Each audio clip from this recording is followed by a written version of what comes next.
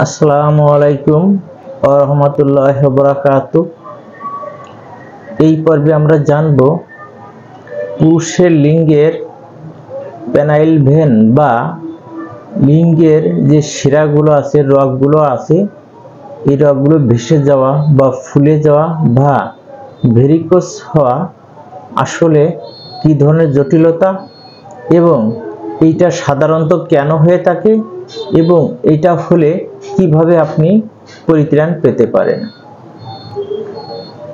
অনেকের পেনিসের গায়ে শিরা ফুলে ওঠে, শিরাগুলো কুচকে কুচকে কেঁচোর মতো বাঁকা বাঁকা শিরাগুলো অনেক ফুলে ওঠে, লিঙ্গ তাতে মোটা দেখা যায়, ফোলা দেখা যায় এবং ওই শিরাগুলো অনেক সময় জ্বালা পোড়া করতে পারে, অনেক সময় ব্যথা করতে পারে, অনেক সময় আপনার ব্লাড সার্কুলেশন কম থাকার কারণে লিঙ্গের উত্তেজনা শক্তি আপনার কমে যেতে পারে। এটা সাধারণত একটা ভয়ঙ্কর রোগ বিশেষ এবং এই রোগ যদি আপনার হয়ে থাকে সেই ক্ষেত্রে আপনার এক পর্যায়ে যৌন উত্তেজনা কমে যাবে, যৌন আকাঙ্ক্ষা কমে যেতে পারে, সেক্সুয়াল বিষয়ে সমস্যা দেখা দিতে পারে।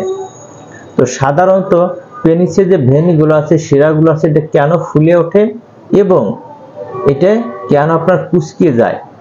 তো পেনিসে যে ভেনগুলো আছে বা শিরাগুলো আছে, কোনো মানুষ যদি অত্যাধিক হস্তমৈথুন করে সেই ক্ষেত্রে কিন্তু অতিরিক্ত হাতের ঘর্ষণের ফলে লিঙ্গের ভিতরে যে শিরাগুলো আছে এইগুলো সাধারণত আপনার কুচকিয়ে যায়, গিট হয়ে যায়, শুকায় যায়, ব্লাড সার্কুলেশন কমে যায়। তখন যে দেখা যাচ্ছে যে শিরাগুলো ফুলে ওঠে, ফুলে উঠলে তখন লিঙ্গের উপরে আপনার দেখা যায় পেছনে পেছনে শিরা কেঁচোর মতো বাঁকায় বাঁকায় আছে, ফুলে ফুলে আছে।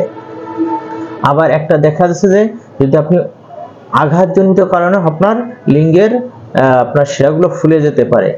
অনেক সময় দেখা যায় বিভিন্ন লোক ধরে চাপ দিতে পারে, অনেক সময় বিভিন্নভাবে আঘাত পেতে পারেন, সেই ক্ষেত্রে লিঙ্গের যে শিরাগুলো আছে এগুলো ফুলে কুচকে যেতে পারে। আবার দেখা যায় অত্যাধিক স্ত্রী সহবাসজনিত কারণেও আপনার লিঙ্গ ফুলে যেতে পারে। কোনো কারণে লিঙ্গের যে শিরাগুলো আছে এই ভালভগুলো যদি বন্ধ হয়ে যায়, ব্লাড সার্কুলেশন কমে যায়, সেই ক্ষেত্রে লিঙ্গের যে শিরাগুলো আছে ফুলে যাবে, বর্ধিত হয়ে যাবে, মোটা হয়ে যাবে, লিঙ্গের উপরে অনেক সময় এক সাইডে কুচকে কুচকে গিট হয়ে এরকম জমা হয়ে থাকতে পারে।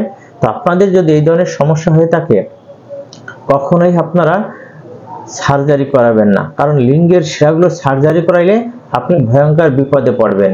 সেই ক্ষেত্রে আপনাকে একজন অভিজ্ঞতা সম্পন্ন চিকিৎসক খুঁজে চিকিৎসা করাতে হবে, তাহলে আপনি এই রোগ চিরতরে মুক্তি পাবেন। তাছাড়া যদি আপনি অভিজ্ঞতা সম্পন্ন চিকিৎসক খুঁজে এই রোগের চিকিৎসা না করান তাহলে আপনি 100% বিফল হবেন। সেই ক্ষেত্রে আপনাদের যদি এই ধরনের রোগ হয়ে থাকে অবশ্যই আপনি একজন এক্সপার্ট হোমিওপ্যাথিক চিকিৎসক খুঁজে চিকিৎসা করাবেন। আমরা দীর্ঘদিন যাবৎ এই পেনাইল ভেন বা লিঙ্গের শিরাগুলো যে মোটা হয়ে যায়, বর্ধিত হয়ে যায়, ফুলে যায়, কুচকে থাকে, গিট হয়ে যায়, এই ভেরিকোস ভেন যাকে বলে, আপনার অনেক সময় অন্ডকোষে হতে পারে, অনেক সময় পায়েও হতে পারে। এই ধরনের সমস্যা হলে আমরা তার চিকিৎসা দিয়ে যাচ্ছি। আপনারা অন্তত আমাদের কাছে একবার চিকিৎসা নিয়ে দেখেন এবং সরাসরি আমাদের চেম্বারে এসে চিকিৎসা নেবেন, যাতে করে আমরা সরাসরি দেখে আপনাকে চিকিৎসা দিতে পারলে ভালো হবে। আপনার ভিতরেও একটা আত্মতৃপ্তি আসবে যে আমরা কি ট্রিটমেন্ট দিলাম। কারণ হচ্ছে কি, এই রোগের অনেকেই বিভিন্ন ধরনের মলম ইউজ করে, বিভিন্ন ধরনের মেডিসিন ইউজ করতে দেয়।